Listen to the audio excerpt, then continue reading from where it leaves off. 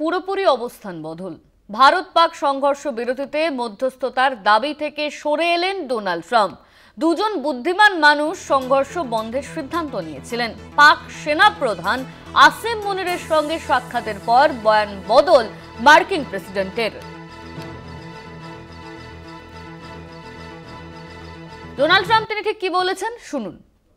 The reason I had him here, I wanted to thank him for not going into the war, just ending the war, and I want to thank, as you know, Prime Minister Modi just left, just a little while ago, just left, and we're working a trade deal with India, we're working a trade deal with Pakistan, and they were both here. But I was with Modi a few weeks ago. He was here actually, but now we speak to him and. I'm so happy. There was a deal that two smart people, plus, they had people on their staff too, but two smart people, two very smart people decided not to keep going with that war. That could have been a nuclear war. Those are two nuclear powers, big ones, big nuclear powers, and they decided that. So I was honored to meet him today. আমাদের সঙ্গে phone লাইনে রয়েছেন আমাদের মুখ্য রাজনৈতিক বিশ্লেষক জয়ন্ত ঘোষাল। জয়ন্তদা, পুরোপুরি অবস্থান বদল। ভারত পাক সংঘর্ষ বিরতিতে মধ্যস্থতার দাবি থেকে সরে এলেন ডোনাল্ড ট্রাম্প। একেবারেই দেখো অনন্যা, প্রথম কথাটা হচ্ছে যে এই যে ট্রাম্পের অবস্থান বদল, এটা কিন্তু একদিক থেকে দেখতে গেলে ভারতের একটা মস্ত বড় কূটনৈতিক সাফল্যও বটে। প্রধানমন্ত্রী নরেন্দ্র মোদী কোনো চাপের কাছে নতি স্বীকার যে করেননি সেইটা তার প্রমাণ। তার কারণ যখন নরেন্দ্র মোদী বিদেশ সফরে গেলেন সেই সময় মার্কিন যুক্তরাষ্ট্র তাকে ওই একই দিনে, যেদিন পাক ফিল্ড মার্শাল সেনা প্রধান আসিম মুনির বুধবার দিন যখন মধ্যাহ্ন ভোজনের জন্য হোয়াইট হাউসে যাচ্ছেন বা গিয়েছিলেন, সেই একই দিনে নরেন্দ্র মোদীকে তারা ডেকেছিলেন মার্কিন যুক্তরাষ্ট্র যে ট্রাম্পের সঙ্গেও দেখা করতে। এবং তখন নরেন্দ্র মোদী কিন্তু যেহেতু ট্রাম্প বলছেন, সুতরাং সঙ্গে সঙ্গে সেটার কাছে নথি স্বীকার করে সেটা সমস্ত বাতিল করে দিয়ে তিনি চলে যেতে পারতেন। কিন্তু সেখানে কিন্তু তার যে না যাওয়া এবং তার বদলে তিনি বলেছেন যে আমার পূর্ব নির্ধারিত কর্মসূচি আছে এবং আমার পক্ষে সেটা যাওয়া সম্ভব নয়। তার কারণ তাকে যখন ফোন করেছে তিনি তখন কানাডা চলে গেছেন এবং কানাডা থেকে কথাও হয়েছে।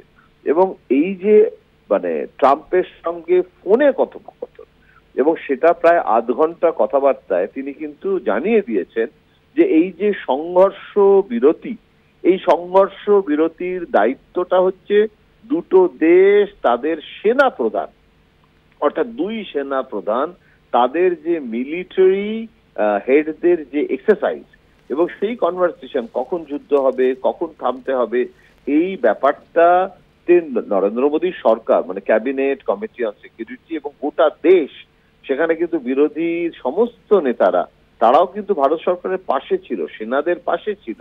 কেউ এখানে কিন্তু কোন রকম চাপ সৃষ্টি করেনি নরেন্দ্র মোদীকে যে তিনি কি সিদ্ধান্ত নেবেন সেটা নরেন্দ্র মোদীর সিদ্ধান্ত। এখন এই ট্রাম্পের একটা জিনিস হলো, এটা কিন্তু ট্রাম্প এই অতীতেও হয়েছে। ট্রাম্প তার নিজের টুইট, তখন টুইট বলা হতো, এখন এক্স হ্যান্ডেল, নিজেই নিজের বক্তব্যকে পরিবর্তন বারবার করে থাকে। কদিন আগেও তো তিনি মাছ সম্পর্কেও একই জিনিস হয়েছে না, উনি প্রথমে কটুতা, তারপরে আবার সেটাকে। তো এইটা ট্রাম্পের একটা বৈশিষ্ট্য যেটা কিন্তু ভারত খুব ভালো হ্যান্ডেল করলাম এটুকু বলতে পারি। এবং সেখানে কিন্তু ক্রোয়েশিয়াতে আমাকে যেতে হচ্ছে, যাওয়ার প্রোগ্রাম আগে থেকে নির্ধারিত বলে দেখা না করে এখানে কিন্তু ভারতের যে কঠোর অবস্থানটা দেখিয়ে সেটা কিন্তু ট্রাম্পকে বাধ্য করলো যে এই যে ক্রেডিট নেওয়া, যে আই অ্যাম দ্য বস, এই যে আই অ্যাম দ্য বস এবং আমি সবকিছু করছি।